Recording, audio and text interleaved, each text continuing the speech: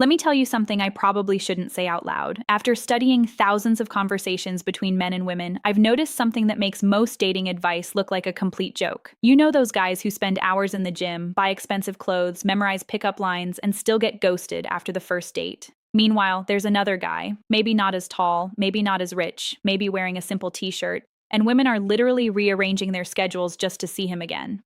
What's the difference? It's not looks, it's not money, it's not confidence. At least not the kind people usually talk about. It's something happening in the first 10 minutes of conversation that most men will never understand. And the crazy part? The men who get it aren't doing anything flashy. They're just asking questions. But not the questions you think. I'm talking about 7 specific questions that bypass her defenses, unlock her real personality, and create a feeling so rare that she starts associating you with something she can't even name. If you've ever had a conversation that felt electric, where time disappeared and she was leaning in, laughing, sharing things she doesn't tell anyone, then you already know this feeling exists. But if you don't know how to create it on purpose, you're leaving everything to chance. And chance is a terrible strategy. Before we go deeper, let me introduce myself. I'm here on Mind of Connection, and this channel is where we strip away all the surface level nonsense and get to the real psychology of human connection. If you're tired of advice that sounds good in theory but never works in real life, you're exactly where you need to be. Hit that subscribe button and stay with me until the end, because what I'm about to share isn't just interesting, it's a complete framework that will change how every conversation feels from this point forward. The problem: why most conversations die. Here's the brutal truth most men don't want to hear. She's not rejecting you because you're not good enough. She's rejecting you because your conversation feels exactly like every other conversation she's had this week. So what do? Where are you from?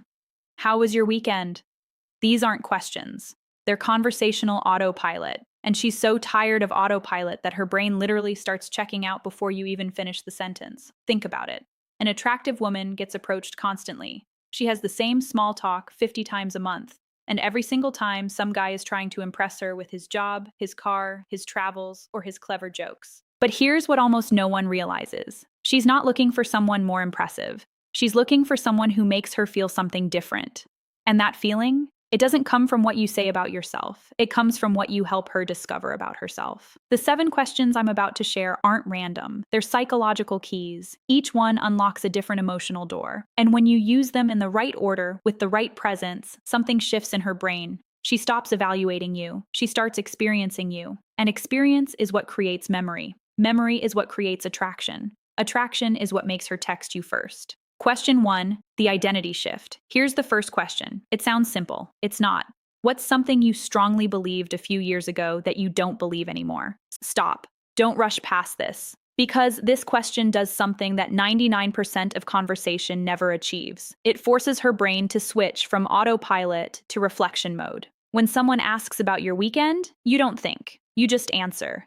But when someone asks about your evolution, how you've changed, what you've outgrown, what life has taught you, suddenly you're accessing a completely different part of your brain. She's no longer performing, she's remembering, she's feeling the weight of experiences that shaped her. And as she shares this, something subtle but powerful happens. She's letting you see her growth, her mistakes, her wisdom, parts of herself that she doesn't usually show in the first hour of knowing someone. Now, here's where most men destroy this moment. They interrupt. They relate it back to themselves. Oh yeah, I used to think that too. And just like that, the magic is gone. Don't do that. Let her finish. Let the silence exist. Nod. Make eye contact. Show her that what she's saying is landing somewhere real. That silence, it's not awkward. It's intimacy. And intimacy is the currency of attraction. Question 2, the authentic self. Question number 2 goes even deeper. When do you feel most like yourself? This isn't asking about her job. It's not asking about her hobbies. It's asking about her essence. The version of her that exists when no one is watching, when no one is expecting anything, when she's completely free from performance. And here's why this is so powerful. Most people spend their entire lives performing. At work, with family, on social media, everyone is playing a role. But deep down, there's a self that exists beneath all those layers. A self that most people never get to express. When you ask this question, you're giving her permission to access that self, to remember who she is when she's not trying to be anything for anyone. She might say it's early mornings with coffee. She might say it's being in nature. She might say it's creating something with her hands. Or she might say it's during deep conversations where she feels truly heard. And here's the crucial part. As she describes this feeling, she's reconnecting with it. She's feeling it in her body. And because you're the one who brought her there, her brain starts creating an association. You equals that feeling. That feeling equals safety, peace, authenticity. And authenticity is what every human being is secretly craving. Question 3, the dream unlock. Now we get into territory that most conversations never reach. If nothing held you back, no fear, no money, no judgment, what would you be doing right now? Watch her face when you ask this. There's almost always a pause, not a confused pause, a thoughtful one.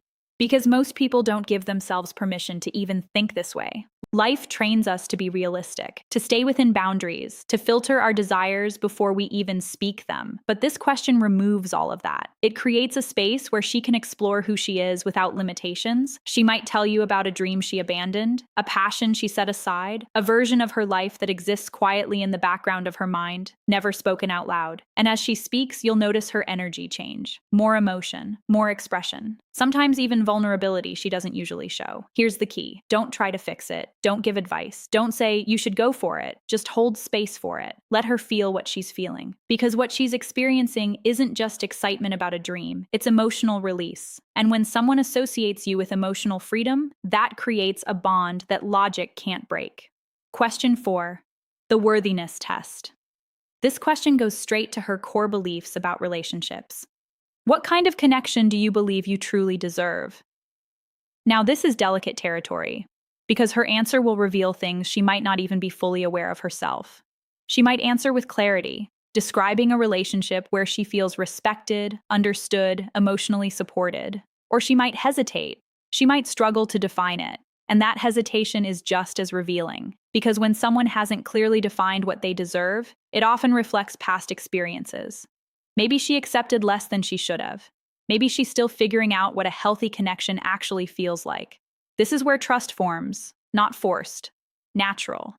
The kind that builds when someone feels emotionally safe in your presence. And your role here isn't to analyze her or correct her. It's simply to listen, to be present, to allow her to express something she may not usually say out loud. When a woman shares this with you, she's not just talking, she's revealing her internal world. And the way you respond determines whether she continues opening up or slowly closes off again. Question 5, the invisible self. Question 5 is where things get genuinely intimate. What's something you wish people understood about you, but they usually don't? This is her chance to correct the narrative, to share the truth behind the mask. She might tell you that people assume she's strong all the time, when in reality she feels overwhelmed more often than she shows. She might say people see her as distant, when she's actually just cautious about who she lets in. Or that she feels like she's always giving more than she receives, but doesn't know how to change that pattern. And here's where your presence matters more than anything you could say. If you respond with distraction, if you try to lighten the moment too quickly, you break the connection. But if you stay with her, if you acknowledge what she said in a simple, genuine way, that makes a lot of sense. Or, I can see why you'd feel that way. She feels seen, not noticed, not complimented, seen. And being seen is one of the deepest human needs there is. Question 6, the wisdom reflection. Now we move into her past, but in a way that highlights growth rather than regret. If you could give your younger self one piece of advice, what would it be?